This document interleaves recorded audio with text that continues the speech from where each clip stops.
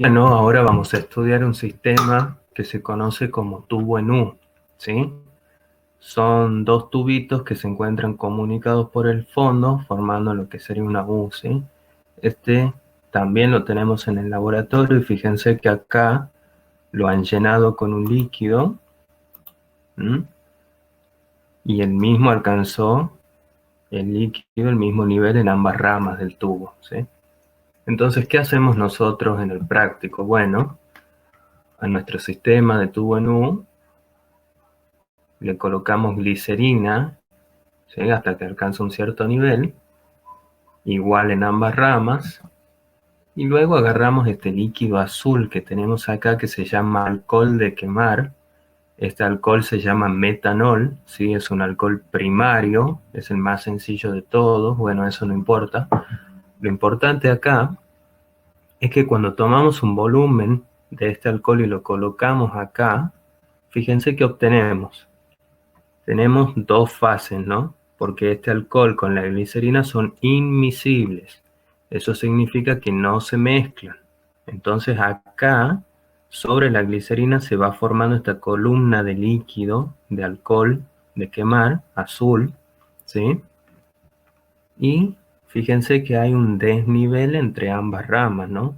Acá tenemos una columna de líquido azul mayor y acá una columnita de glicerina menor. Si tomamos este nivel acá, justo en la interfase líquido-líquido, ¿sí? Entonces analicemos el punto A y el punto B. Cuando el sistema está en equilibrio, planteamos que la presión en A es igual a la presión en B. Recuerden que la presión absoluta, un punto, es la suma de la presión atmosférica más la presión hidrostática. Y lo mismo para B. Pero fíjense, como acá en ambos lados de la igualdad la presión atmosférica está sumando, podemos simplificarla, ¿no? Entonces, esta igualdad nos queda en términos de la presión hidrostática, ¿sí? Ahora, desglosemos esto. ¿Es igual a qué? Bueno, la presión sobre el punto A es la densidad del alcohol por G por H, que es la profundidad de alcohol, ¿sí? Y desde el lado del punto B tenemos glicerina, densidad de glicerina por G por H de glicerina. Como G está multiplicando a ambos lados de la igualdad, podemos simplificarla y obtenemos esta relación de densidades y profundidades. Entonces, ¿qué podemos concluir de acá? Fíjense en el esquema. La columna de glicerina es mayor con respecto, de alcohol es mayor con respecto a la columna de glicerina. Si analizamos acá esta ecuación, para que se respete esta igualdad, siendo H glicerina menor que H de alcohol, entonces la densidad de la glicerina tiene que ser necesariamente mayor a la densidad del alcohol, ¿sí? ¿Y qué nos está diciendo estas desigualdades? Bueno, nos dice, fíjate, si vos acá en tu sistema tenés un líquido que es muy denso, va a necesitar una menor columnita de líquido para igualar la presión del otro lado, donde tenés un líquido que es menos denso y que este necesita una mayor columna de líquido para igualar la presión de este otro lado, ¿sí? Ahora este sistema así como está, continuemos acá, le vamos a agregar agua coloreada en la otra rama. Esto no es nada más que agua que le pusimos un colorante rojo en el laboratorio. ¿Y hasta cuándo le agregamos? Bueno, hasta que se iguale en ambas ramas el nivel de glicerina, ¿sí? Entonces fíjense qué es lo que obtuvimos una vez que igualamos acá los niveles y tomamos una referencia, ¿sí? Tenemos una columna del líquido azul mayor que la columna del líquido rojo, un poco menor, ¿sí? Entonces planteemos acá, veamos qué sucede cuando la presión A es igual a la presión B.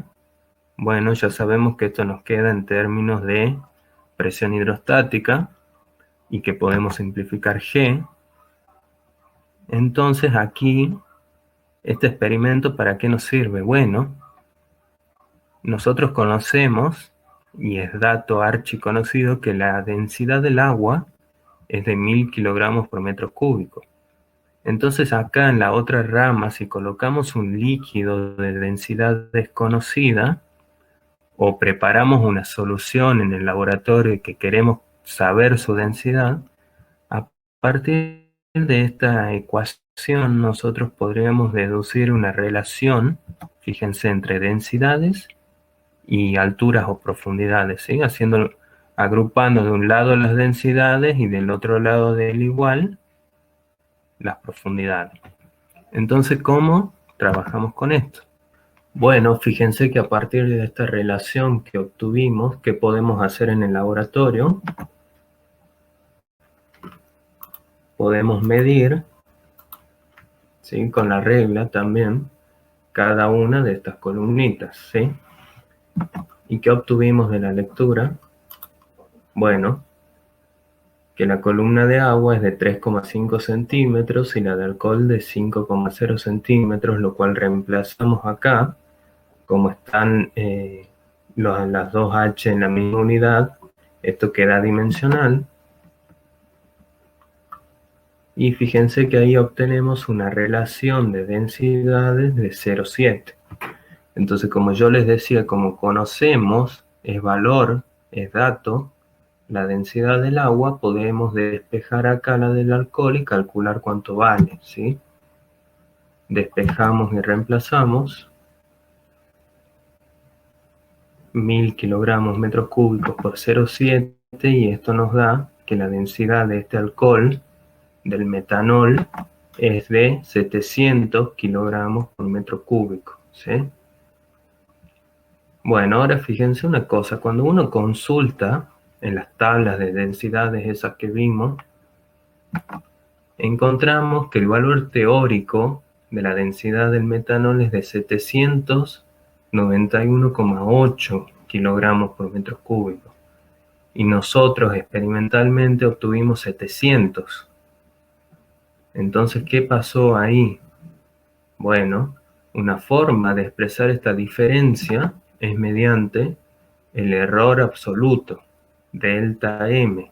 ¿Qué es delta M o error absoluto? Bueno, es el valor absoluto, esta barrita vertical implica valor absoluto de la diferencia entre un valor experimental y un valor teórico.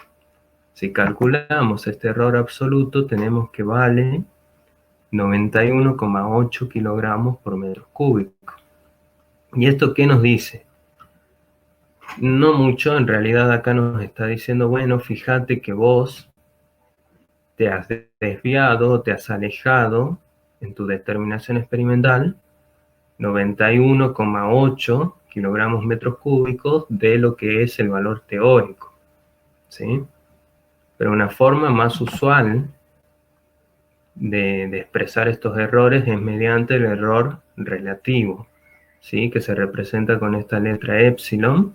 ¿Y qué es? Es el cociente entre el error absoluto y la magnitud que se quiere comparar. Que si lo multiplicamos por 100 obtenemos el error relativo porcentual. Entonces hagamos este cálculo, ¿sí? Arriba en el numerador ponemos el error absoluto, abajo la magnitud de referencia, ¿sí?, la densidad teórica, y por 100, y eso nos da un error relativo del 12%. Bueno, esto es más práctico a fines comparativos, ¿sí?, el error relativo, porque quizás nosotros podemos determinar la densidad de este líquido por otro método y ver qué método nos introduce menos error, ¿sí?